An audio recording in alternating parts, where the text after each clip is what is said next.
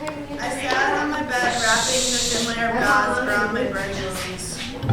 My room was dark and dead silent. I lay down on my soft bed with a blue blanket draped over me.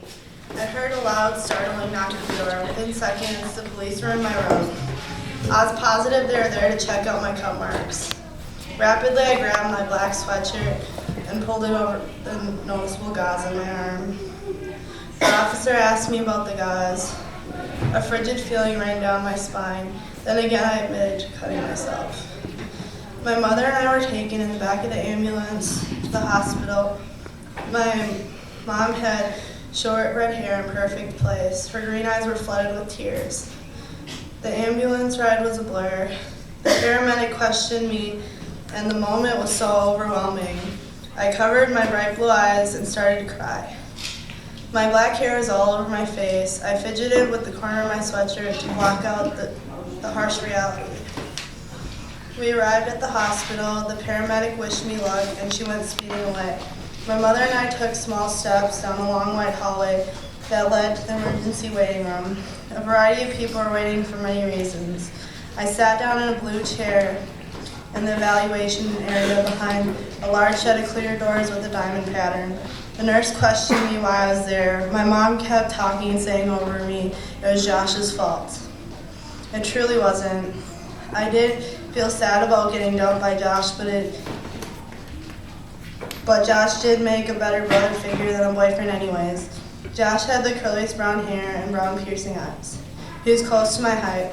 The nurse asked my mother to leave the room due to the chaos she was causing. My makeup I was wearing was now smudgy all around my eyes. The nurse passed me some tissue and took me back in the room. The room was tiny, the walls were white.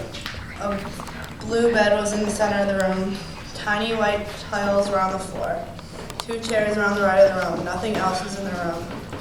I sat in one of the blue chairs for hours. A nurse, a doctor, and psychologist came in to evaluate me. They asked me many of the same questions. The psychologist offered me the most help. We created a contract saying I wouldn't commit suicide and talked about triggers for cutting. We figured out my biggest trigger was access to big knives. Even until this day, my parents hide knives from me. I went home early in the morning. A yellow taxi with blue seats took us home. I felt exhausted from sitting and explaining my story for hours. The ride was quiet and peaceful.